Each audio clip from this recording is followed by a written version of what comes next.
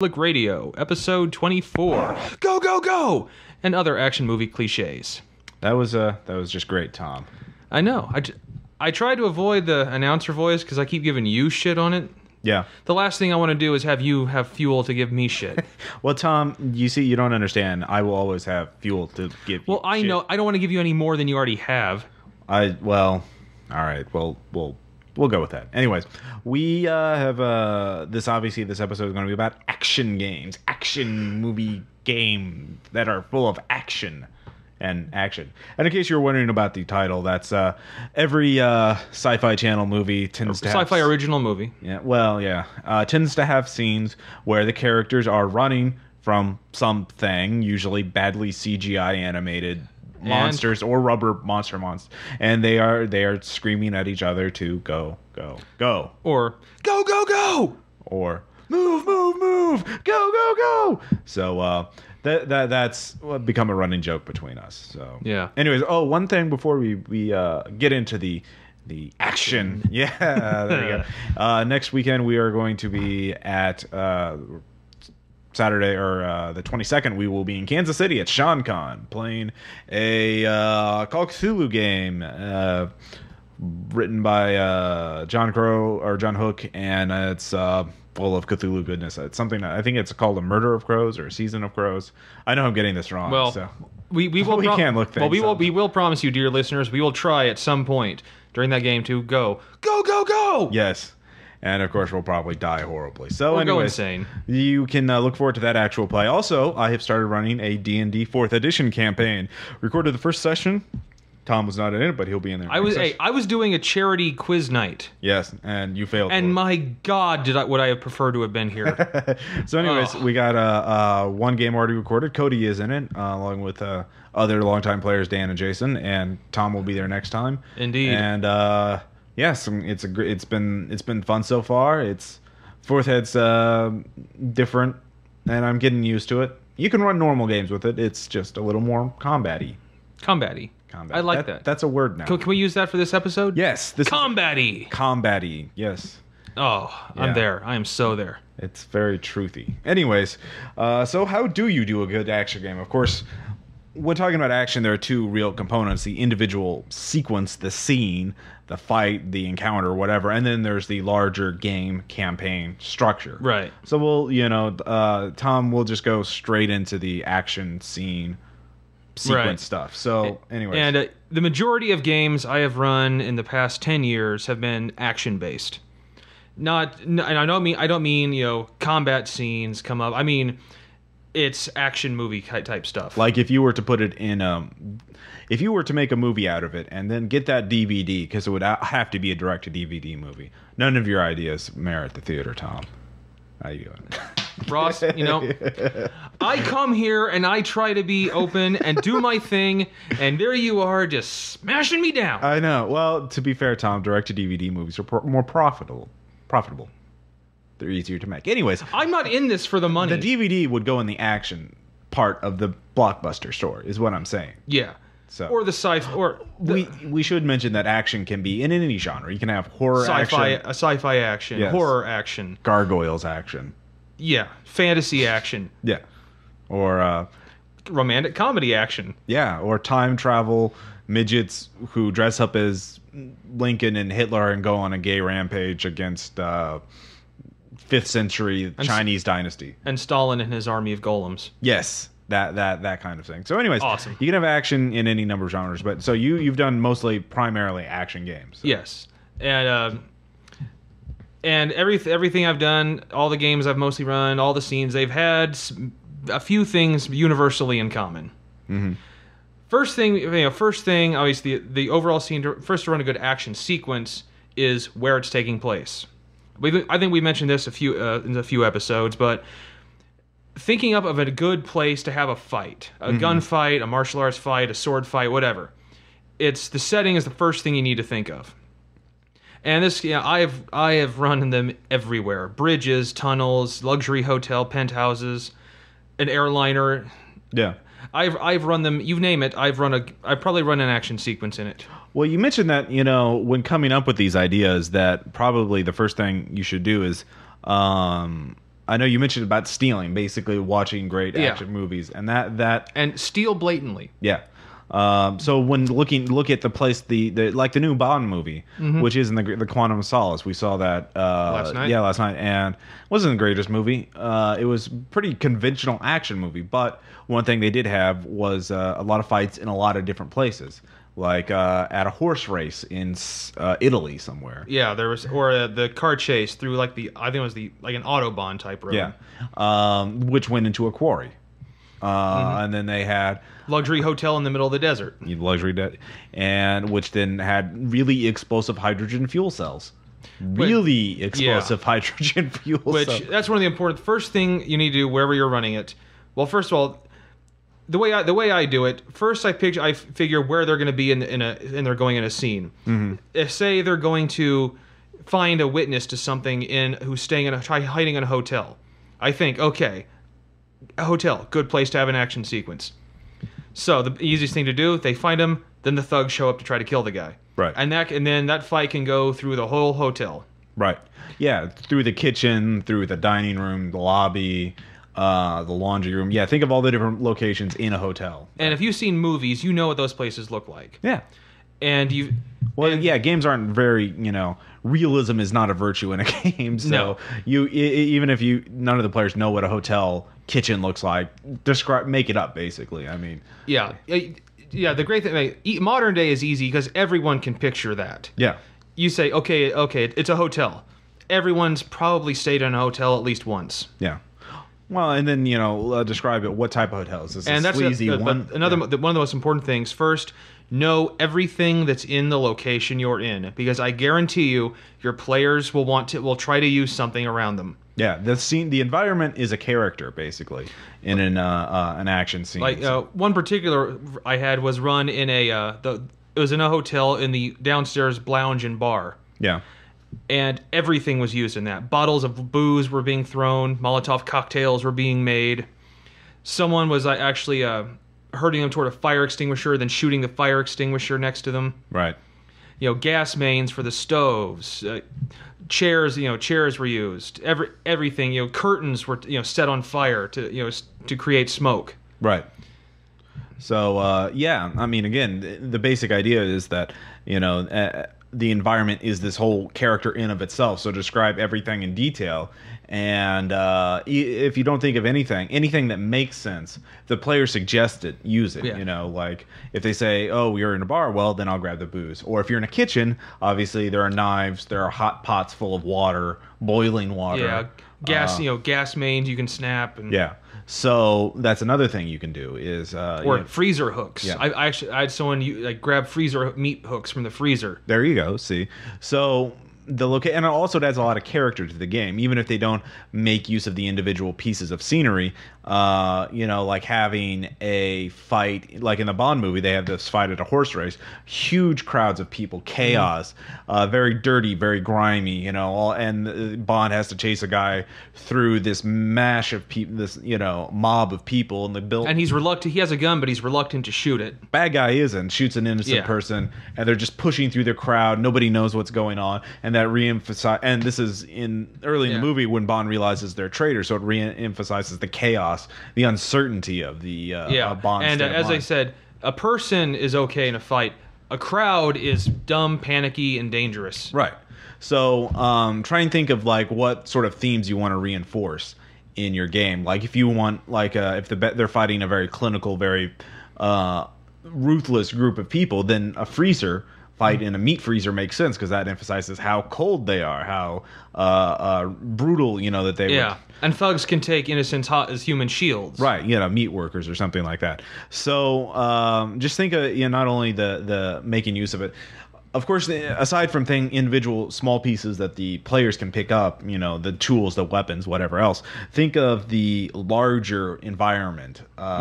One thing that really reemphasizes it by putting an unusual twist in the battle, which is to say it's the standard fight, that people think of is two characters standing on a grid and they're trading attacks with each other. I do so many points of damage to you, you do so many points. Well, why don't you make it so that the battleground is different. You know, that they're Like in the case of the hotel, the sprinkler system's going off. yeah, and that it obstructs visibility. That makes it harder to use fire. And and like, you know, weapons with electrical components can short out. Yeah, exactly.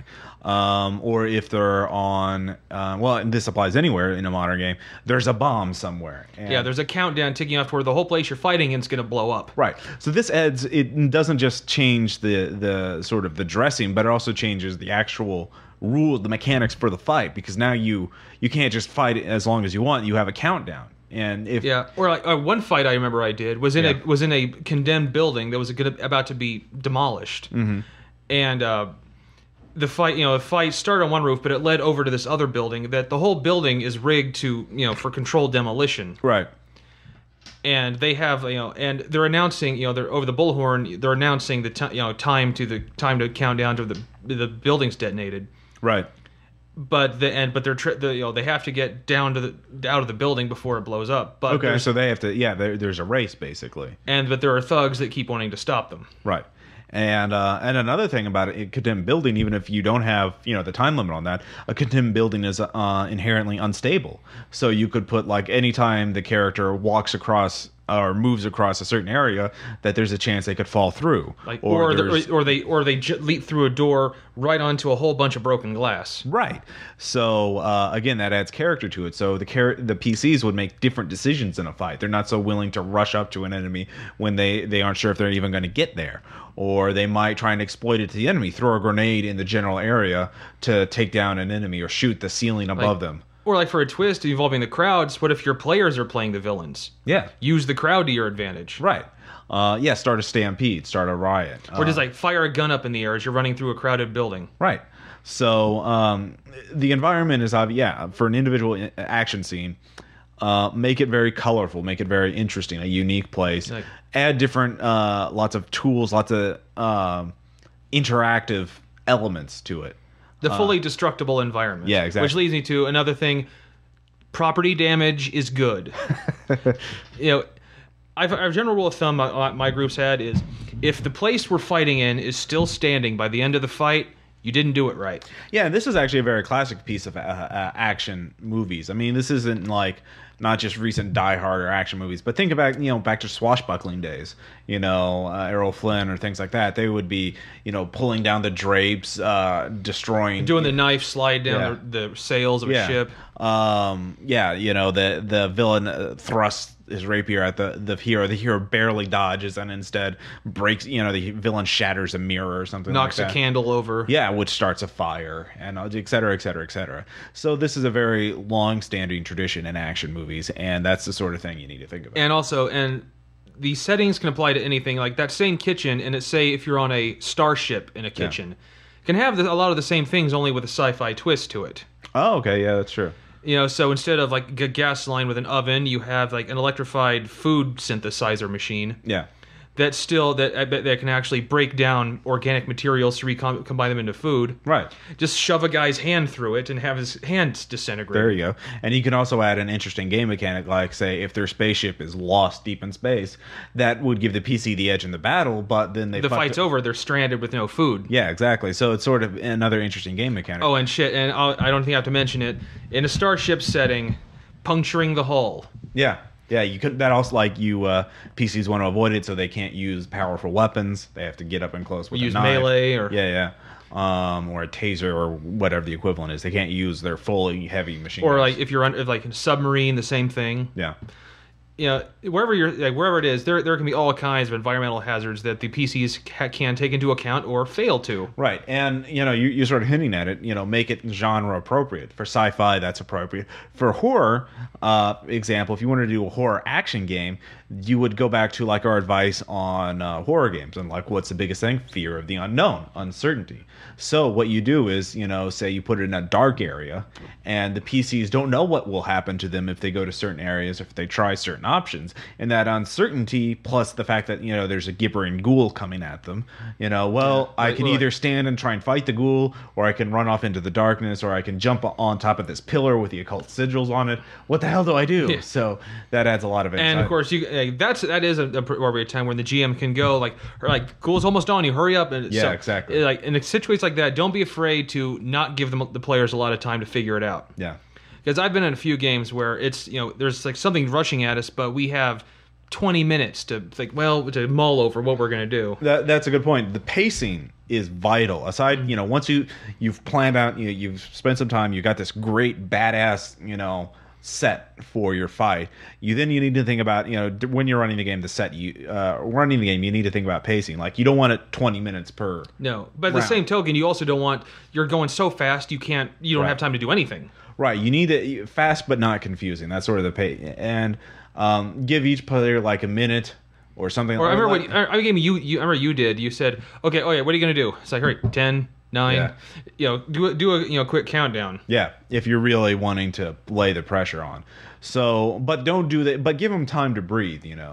Yeah, again, which was kind of a problem with the James Bond movie we saw yesterday. Yeah, it was one fight and one fight, chase, fight, chase, fight, chase, fight, chase. Then 2 minutes of talking, fight, chase, and yeah. So you don't want to give them a but that's more of a campaign issue. So we'll get into that later. Yeah. But anyways, so okay, again, you got the pacing. Pacing's pretty easy once you get a sense of the individual group, your players. You'll know what's too fast for them, and you want to make them a little anxious, a little tense, but you don't want to just totally have them throw their arms up and you're like, all right, I give up. So it's kind of a fine line. But if you're a good GM, you'll know the line. Yeah. So you got this awesome set. Okay. You know how to pace, but who the hell are the players going to fight? Exactly. And for this, as we've always done, there are 3 basic types of villains. There's the Mook, which depending on the setting, you can have 1 or 2, or you can throw 50 Mooks. Right. But these are the guys that you really don't fuss over. If you score a hit with a big gun, you lay them out. Right. A lot of modern games now, they explicitly have Mook or minion rules. 4th Ed, they're minions that only have 1 hit point.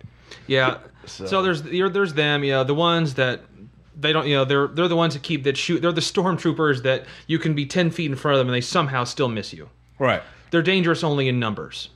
Then I'll use a term Andy uses, my friend Andy, which is meta Mook. These are the slightly more experienced, more dangerous foes. This is like, the Mooks are the hordes of guys with pistols. This is the guy that actually has like an M16. Okay, sort of like a mini boss. Is that what you described them? Yeah, mini boss. Okay. That he takes a little more work to get down, a little more dangerous. Sometimes just in the fact of that he has a bigger gun, or he has a little more experience, or he actually has a Kevlar vest. Okay. And then there's the elite. Right. This is the boss fight. Right. This is the Castor Troy. This is the Darth Vader. This is the big guy that when he shows up, you go, oh fuck. Yeah. One thing, aside from giving them interesting personalities and characteristics, you should give them an interesting attack form or style. Like in the case, Castor Troy. Two twin-plated gold 45s. One thing that a lot of games do is for their weapon choice or attack choices is that there's the one obvious route that everyone goes, and in D&D it would be the long sword or the great sword, and everyone either takes a shield and a long sword or a great sword, even though there are all these other weapons. So what I would do is pick one of these obscure weapons and pick a guy who maxes that out, like a flail, a flail or a halberd or an M60 or a chain gun. Yeah. Well, M60 is even obvious. I mean, like maybe like a Scorpion submachine pistol or machine pistol, sorry, or crossbow. Yeah, crossbow even, that would be pretty interesting. Or maybe, so give them some unusual attack pattern. Like, what was the guy in No Country for Old Men? Sugar. Yeah. Yeah. Like yeah. that like yeah, the bolt gun. Yeah, the bolt gun. That's a perfect example, because part of his way he attacks people is that nobody understands what the hell that thing is until he puts it to their forehead and kills them with it. Yeah. And then of course he has the silent shotgun, which is also kind of crazy. Yeah. But definitely a memorable villain. Yeah. Well, yeah. So give them something that distinguishes them, and their personality and things like that. Another thing, we were talking earlier about mechanics. Putting like something in the environment that gives it different rules to put a twist on the fight. You can do this with NPCs as well. Perhaps one of these bosses is basically easily frenzied. He will easily lose control and attack everyone around him, including the other minions, if you can get him to lose control. So the idea is he's too powerful to attack head on. It's to enrage him to the point where he's killing everything, and so it's everyone against this crazy guy. Or like when I did, he has a dead man's trigger on him. Okay, so if he dies, something blows up. And guess what he likes to do? He likes to rush up and melee people. So you can't fuck, I could shoot him with the sawed off, but I would be killed. Yeah. So. And also, speaking of the big villains, another very important thing to do, and it doesn't seem very actiony, but allow your players to interact with them in a situation other than a massive Well, that's more fight. of a campaign thing. But it's true. It's true as well. Yeah. We can go on all night about different twists you can put in the individual fight. But the main thing is, once you've got everything planned out and then you throw your players into the situation, they're going to do something unexpected, most likely. Something you didn't think about. So the key, one thing we've always emphasized is say yes, but. So if the players want to jump from the jump onto the chandelier and then crash it down on top of the enemy, even though there's no real rules for it, improvise something, Or if they decide to jump out of the plane after a villain that also jumped out and want to have a fight in midair. Yeah. It's like, okay, let them know that if you aren't holding on when he hits the parachute, there's only one parachute between the two of you, and you only have so many rounds in order to either hold on when he pulls the cord, or to kill him, take it off, and put it on yourself, or to hold on to his dead body while you pull it. So if the players wanting to be that balls to the wall, then go for it. That would be interesting. If nothing else, it'd have an interesting obituary. So well, you can say the great thing is you wouldn't have to roll for damage for that final impact. Yeah, exactly. Yeah, it's just sort of you're dead. So that's sort of what we're getting at, is make every fight unique, and you can do this through the environment, through the enemies, through setting additional rules, new game mechanics for it, or through you just theming it, but make it so it's not we shoot, they shoot, we shoot. Yeah, that is the most important thing to avoid. Yeah. Avoid the grid map trading attacks. Yeah. This action games are really where the cinematic shit comes in. Yeah, and this isn't to say grid maps aren't good. No, actually, they can be very good to set the scene. Yeah, to let players to describe it in three-dimensionality. Or two-dimensionality. Well, contrary to a lot of players I played with think, you can have a rules-set fight using all the combat rules and still have a cinematic fight. Yeah. But, I've run them both where there's no map. We just, there's 50 guys in here, and there's you. Go for it. And we don't know where we are in relation to them. Yeah. Which, that's okay more for a moot fight, but... Yeah, you really want to have a map for when fighting the bad guy. Yeah, or even a meta move. Or whenever it's really sort of complex. If you're describing a very complex three-dimensional play, something with multiple levels, like a warehouse where there's catwalks above head, or you're fighting in a big server room or something. Now again, we're describing most of this in terms of modern action movies. That's sort of the once again, you can do this with any setting. Yeah, fantasy, D&D, even fourth ed. I mean, despite its really heavy emphasis on the grid stuff. It would be pretty easy. The enemies are a lot more resilient, so you can have them moving around. There's a lot more movement. I think the final thing for just doing a good action scene is description.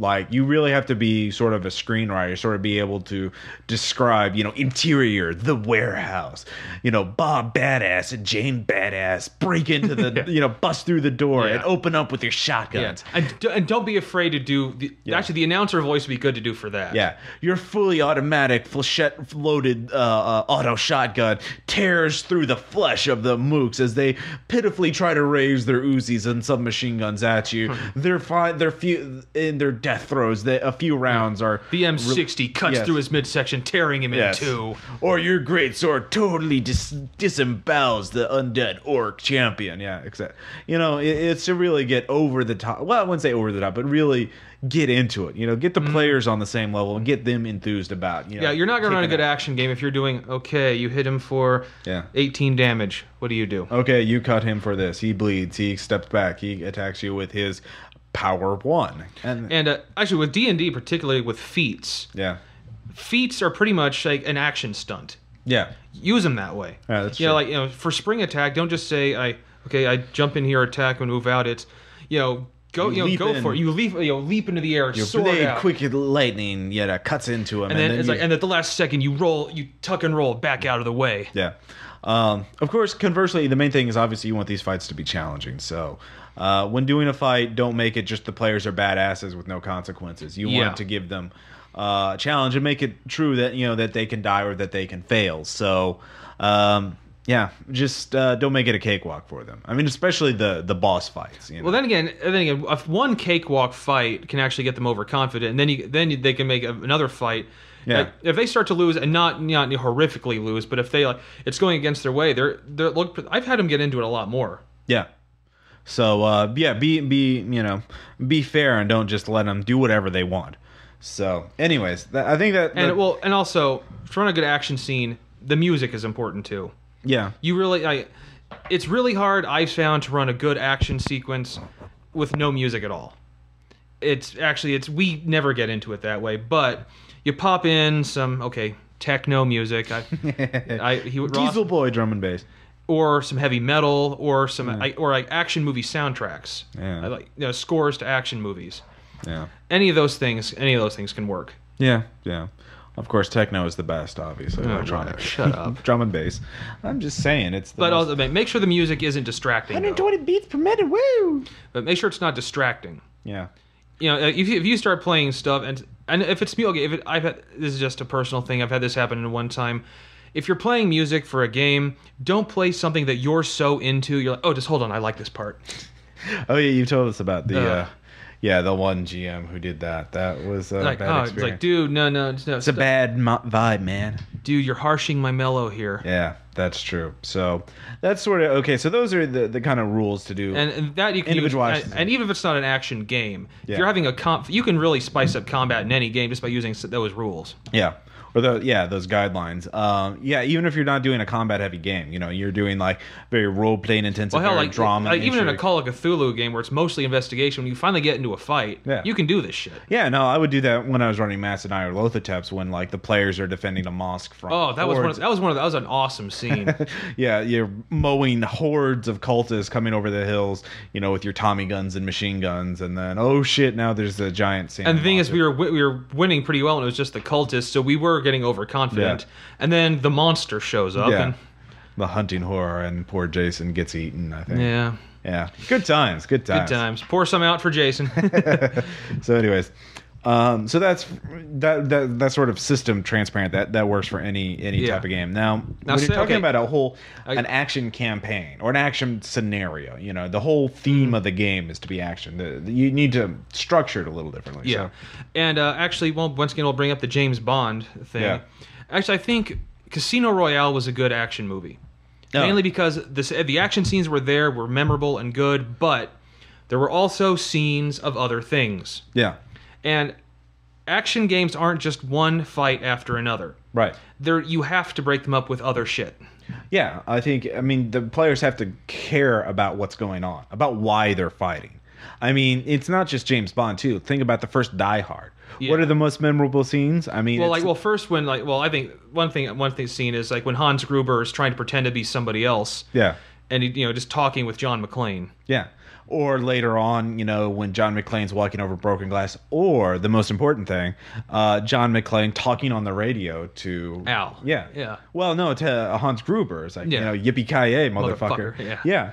I mean, that's what we remember. It's that the hero standing up to the villain without just them shooting at each other. It's the back and forth, the dialogue. Yeah. So the players need a chance to sass the villain and to give him a what's or let for. the villain have time to gloat. And Yeah, exactly. I mean, don't make it like retarded, like superhero. Let me tell you my plans. But maybe before the players realize who the villain is. Well, back to James Bond, because we had a very heated discussion with my friend David in the car last night after leaving. But the scenes when they're playing cards. Yeah.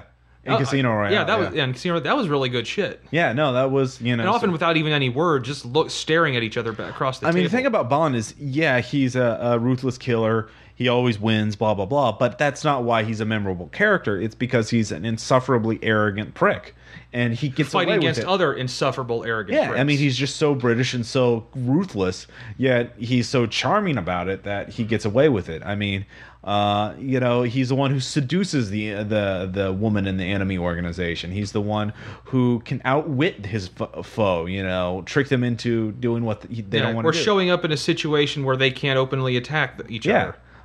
It's not just rushing in guns blazing. And you, as a GM, you have to provide opportunities for the players to do that. I mean, it can't just be fight after fight, like we're saying. You have to do some planning ahead of time. You can't just expect the players to come up with reasons to interact with the villain without just shooting at them. So if that makes sense. Well, you still have to make a campaign of it. Yeah. So of course you so what we're getting is basically variety is the spice of life. Yes. So put in the other, don't forget about the other types of scenes: dialogue, role playing, investigation, puzzle solving, investigation. Just comic relief. Comic relief is important. You might have one of the fights just be against a totally bumbling idiot minion or something like that. Or an interrogation scene. Yeah, interrogation scenes are great. Of course, you kind of want to interrogation scenes. Kind of be careful because sometimes you might unleash the inner sadist of some players, and we get like. Well, actually, I found a way around that. Yeah. One time, I actually had this was David kind of way back in the day. Yeah. They'd captured someone and were trying to get information, and he just went right to the smashing a hammer against the guy's knees, and I kept doing it. And the guy, I had him in the game. He was too busy screaming to say anything, and David keeps hitting him. And finally, I was just quietly making rolls, and finally he's like he shot, like, you just killed him. He died from the shock. Yeah. And he's like, well, I wasn't hitting that hard. Like, you shattered both of his. Like, I was keeping track of everything you were doing. Yeah. You killed him. That's interesting. All right, that's one way of doing it. What system was this in? This was Palladium back when I was running that. What alignment was David? Unprincipled. Not anymore. Yeah, I thought about lowering, but like, what? It was that point I started to sense the game falling apart. It's like, what the fuck, Yeah.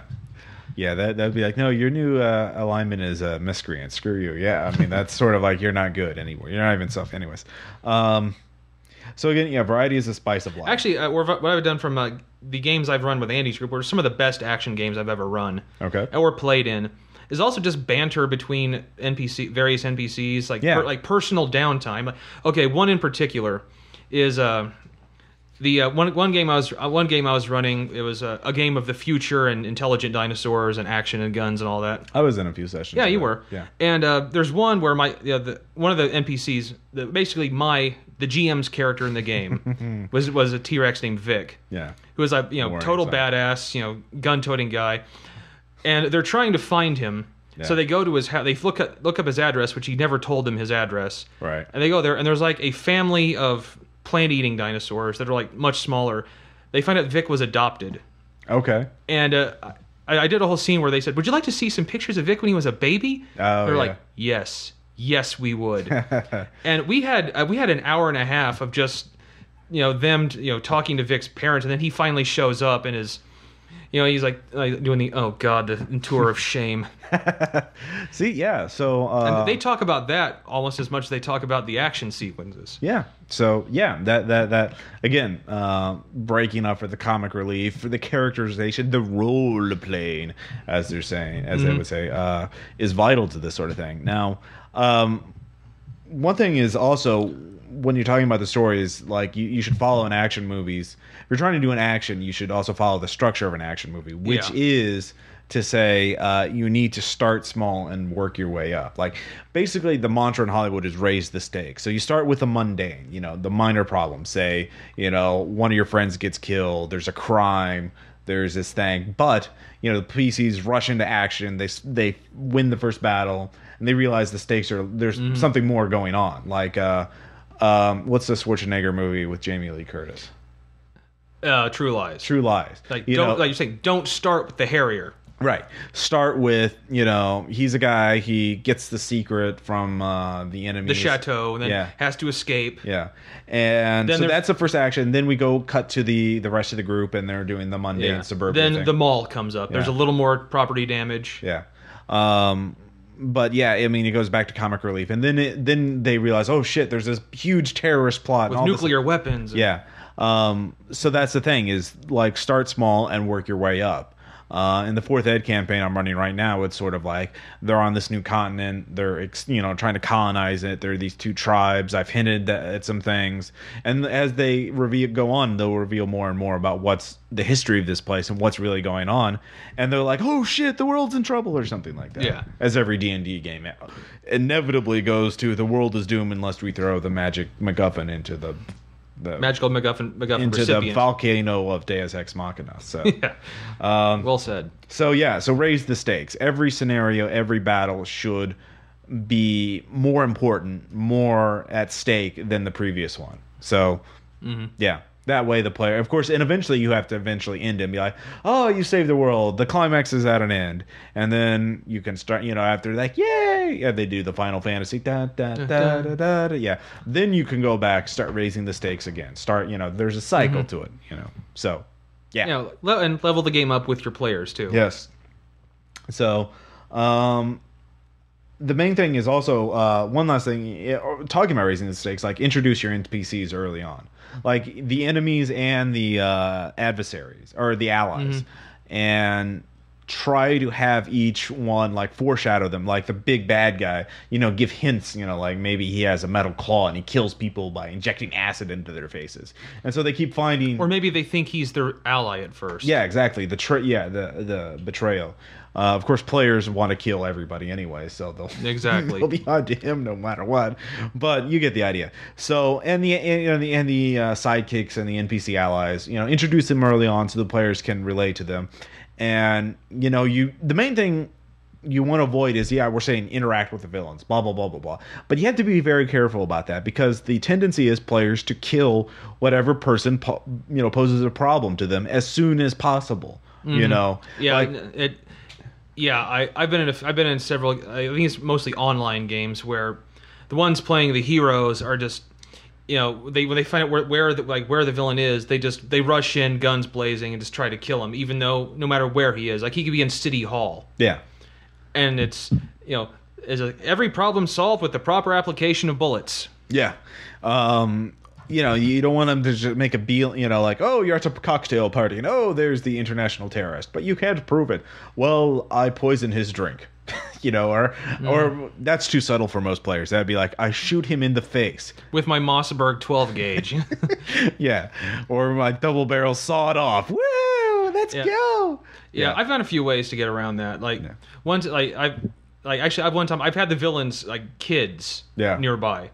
Yeah, kids are a good taboo. That, like, even the most sadistic players I played with usually ease off when there's children involved. Yeah, that's true. That's true. And if you're playing with people who don't, wow, you probably shouldn't be playing with them.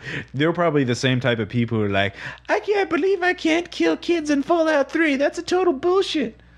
Yes, and there are people like that. I remember you used to talk about your necromancer and his dead baby armor. No, that was something I read. I never did that myself. Okay. Well, you mentioned it. Yeah, I mentioned that. But You didn't actually actively seek to go do it. No, I never did it. Anyways, I read about it and told you about it. Right. So no one is confused. Anyway, so yeah, that's the main thing is you have to control how they are. So you might want to do it by indirectly, like messages, phone calls or letters or hints, like the villain's signature weapon, like videotapes delivered. Yeah. Exactly, or they find bodies that have been killed by the enemy. Remember the third Die Hard movie? Vaguely. It's like you never even saw Jeremy Irons' villain until the middle of the movie. It was always just phone calls. There you go. So yeah, that's the thing is allies you can be a little more cavalier since hopefully the players won't kill them. Yeah, and if you're going to have them able to see them from the beginning, have them be where they can't just go into it's like the aid to the aid to the governor is of the villain, but he's by the governor's side at all times. Yeah, of course, most players be like, that's acceptable collateral damage. Then make it clear that fine, you do that, you're going to have the entire police force gunning at you. Campaign over, yeah. So. Those are the things to keep in mind. In general, just plan on it, raise the stakes, create memorable characters, techno music, and not just have endless fights. Variety is the spice of life. So yeah, and have a wide variety of weapons in mind. Yeah, because you're going to have Well, it couldn't not necessarily weapons, but attack patterns. So like if you're doing a martial arts game, obviously. Well, I'm talking about like stupid details. Like there are people I know I have friends when they say like, okay, what can I when they're picking out their guns. Yeah. They get really specific. Okay, like I want the Israeli Arms Desert Eagle, the 50 with the 50 caliber AE rounds, the extended 14 magazine clip, and fine heavy pistol. Yeah. Actually don't do that. Just say, all right, you have that. Okay. Oh, you wrote down the entire statistics and history of the gun. Great. Well, it does 5d6 damage per shot. Yeah. But be able to do that. They like it when they can say they pulled their signature weapon. Well, I mean that obviously applies to modern action games, but in other genres, a variety is still work. Like, and again, like the example I was using, martial arts. Like everyone has a different school, or White Crane versus Black Dragon versus Red Tiger, or the sword that comes from whatever fang of a dragon. Right. Or in the fantasy, you have dozens of swords. Short sword versus long sword versus katana, which can cut through tanks. Katanas are the greatest weapon ever made in the universe. Yes. Or in sci-fi games, you have all the different, pulse rifles and plasma rifles and ion rifles. Gatling laser guns, yes. So that's the thing is, again, have variety, not just, pistol, rifle, and, that's it. And again, some of these gimmicky weapons most people ignore, those, again, are really great for villains. Have a gimmicky villain who uses a spear. Nobody else would use a spear because it's inferior, but he uses a bunch of tricks to make it different, and he throws you off balance because you're not used to fighting a spear guy or something like that. Yeah, or man with like James Bond, man with the golden gun. Yeah, is uses a single bullet gun. Yeah, D&D also nets. The guy, that jerk who always throws nets, and he's like, I threw a net on you, you can't move. And it was like, you're a dick. Yeah. Yeah. No. Yeah. You you can think of a lot of cool attacks to use for any situation. So, and or another thing I found works well to keep my players happy and interested in the game is put a whole bunch of bells and whistles on a simple gun. Oh yeah. Gun nuts call those space guns. You can look up photos where they have scopes and laser sights. Yeah, like the digital ammo counter. Yeah. So I found the more I've played, I describe this gun that it's like a huge revolver that has only a 3-round chamber, but each one is the shell bullets are like a light self-propelled rocket grenade. Yeah, give them that. Essentially, just uses the same rules for a light grenade launcher, but it's when it's compacted to a revolver. Like, dude, that is so awesome. All right, and or give them just little things that may not have any actual mechanics stuff, like like the gun that is resistant to putting fingerprints on it. Yeah. Half the fun in role playing isn't the characterization, isn't conquering new things. It's buying cool gadgets and crap for your character. And that applies to 4th Ed and modern games, and the suit or any D&D and the game. suit up scene. Yeah. My players love suit-up scenes. So yeah, it's shopping. That's what role playing is really about. Shopping for imaginary weapons. Role playing is big apocalyptic QVC. Or fantasy. Fantasy QVC. Yeah. Exactly. Well, just magic item shops. Implements of destructions in QVC. Yeah. Well, and armor. And ways to prevent implements of destruction from killing you. And hacking tools or sorcery. Yeah. You get the idea. Anyways, we're preaching to the choir on that, I'm sure. You all know. Yeah. So that's our advice for running action scenes and running an action game, campaign scenario, what have you. So if you have any questions about running your own action game, or if you have your own great ideas on it, let us know. Email us or post it on our forums. And if they're good, we may even read them off. Yes. So coming up, a letter from Tom, and then of course shout outs and an anecdote. Man, fuck clowns. Yeah. Seriously, fuck those guys. As you may have noticed, that maybe was not exactly my normal, thing I do. So why are they red flags, Tom?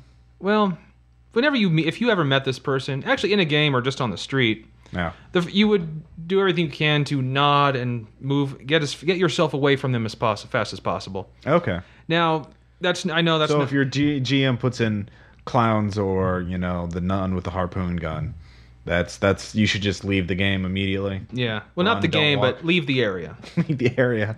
Well, that would kind of necessitate leaving the game, unless it was an online game. Ooh. Yeah. Then what do you do, man? What do you do?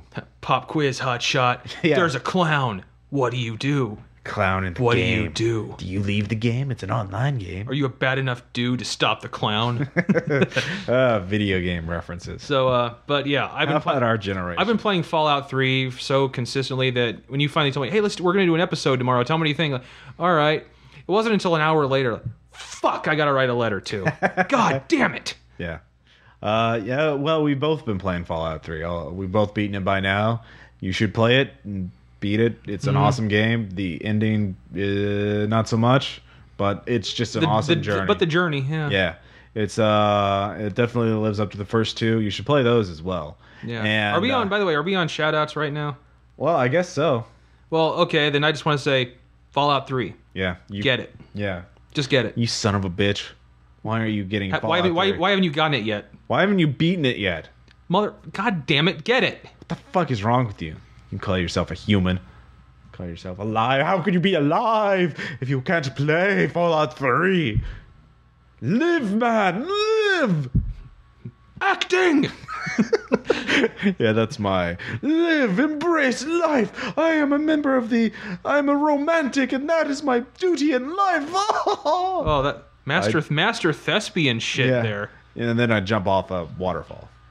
And die. Yeah, but I've lived life because I am fully embraced the richness that is life. And Fallout 3. And Fallout 3. Well, yeah, that's a subset of life. So yeah, okay. Yeah. Anyways, so yeah, you should definitely play that. My first shout out is for the Something Awful Traditional Games forum and its subset forum, Trad Game Discussions. I know I mentioned that last episode. I forgot to link to it. So if you're on Something Awful, go there. I'm Clockwork Joe. I'm in one play-by-post game, and I post in the discussion stuff, and it's just neat. And they need more people. So talking about games and stuff. So yeah. Super. Anyways, you had one more, Tom? Yeah, I had going on action games. One that came out, I believe, in 2007 was the Punisher game. Yeah. I had mine for the PC. It was out for a few other systems too. Yeah. And it's third person over the shoulder kind of shooter, but it's extremely violent. Bodies explode when bullets hit them very nicely, and the interrogation sequences are really nice. Yeah, it's cheap now. I forgot if it's for the 360 or the Xbox and blah blah blah. But yeah, it's a fun game. It's about 10 hours to beat. So it's lots of cameos from other Marvel characters. Yeah, there's a new Punisher game coming out, but it's only for the PS3. Yeah, it was based on Warzone. Or it's on the new movie. Yeah, I think it's multiplayer. I'll give a shout out to that when it comes out. Trust me. Even though you don't have a PS3. Well, I mean the movie. Oh yes. I'm very much looking forward to that. Okay. And finally, our last shout out is for Sean Con, which is Kansas City next week, or this week. depending on when I post this. Oh, Ross, you suck. Yeah, we're lazy. Anyways, it's a RPG con. We'll be there. We'll be signing autographs for all the screaming teen girl mobs. And no. This is the other world that Ross inhabits. The sky isn't blue in my world. It's purple. So yeah, we'll be there. If you're a fan, if you're in the KC area, come say hi. But we have postcards. Yeah, but we'll be in Kansas City, and Ross will be paying for my gas, right? Yeah, sure. Why not? Wow, that worked better than I thought. Yes. Anyways, and finally we have an anecdote from a reader who sent it to us on MySpace actually a while ago, but I was too lazy to do it, and because he wanted Tom to read the letter. So okay. Yeah. Does he think my voice is sexy or something? Actually, he specifically no, he didn't. I don't know. Okay, well, I'm flattered anyway. Yeah, all you fans are like, "Oh wow, I love this podcast, Tom. You're so great." Yeah, that's right. Wow. Yeah. Yeah. If that happens, it does happen. That's the it end happens of all the time. That's like the end of the empire, isn't it? I do all the work, you get all the praise. That's well, what I'm saying. And the rightful order has been restored. Yeah, you wound me, good sir. So here's the anecdote. All right, here is the anecdote. In my gaming group, I have always sort of been the regular GM, and after a few years of it, 2 of the group wanted to try their hands at running things. The first to try was our nerdy friend with a penchant for rolling snipers, no matter what game we're playing, and liked to emphasize a click-click sound when he aimed his blaster pistol at someone, despite the fact that a blaster pistol doesn't go click-click. He ran Shadowrun 4th Edition, a special kind of hell. Though no one in the group understood the health system, let alone what to actually roll, we managed a 4-session stint that ended when the group decided to lay low instead of going directly to the next subplot. I'm totally massacring this, I'm sorry. And the GM admitted he had no clue what to do outside of his notes, despite boasting when he started running the game that he could come up with situations on the spot. The next to try their hand was, I hate to say it, our Munchkin. 80% of all characters in our Star Wars games that she rolled usually were descendants of Sith Lords, with access to all their hidden away resources, and would become snappish and mean when I would dare to beat her defense on an attack roll. In our Trail of Cthulhu games, I made the mistake of allowing her to be a vampire, according to the book, a Bela Lugosi-style vampire. She believed that also entailed that she could be a daywalker, taking no harm from the sun, could speak any language her sire had spoken, and was immune from 90% of all stability rolls. It would argue to points to make her points valid, and a bitter ruling would have to be made. The first game she ran for us was a Planescape 2.0 game in which she managed to acquire the oldest box set of the campaign setting. Impressive enough, however, the way she ran it, you were afraid to do anything other than what the key NPCs told you to do. The city of Sigil may as well have been Alcatraz for all I cared, and she would gladly emphasize the lethal capabilities of the iconic Lady of Pain deity, and how much more powerful the NPCs were compared to us. She also had a habit of pausing the game to lecture us on minor lore bits that none of us cared about. For instance, how certain senses in the video game Planescape Torment coincided with our campaign. If none of the players have played the game, no one gives a shit, and the social structure of the history of Dark Elves to the point that I now loathe all things Drow.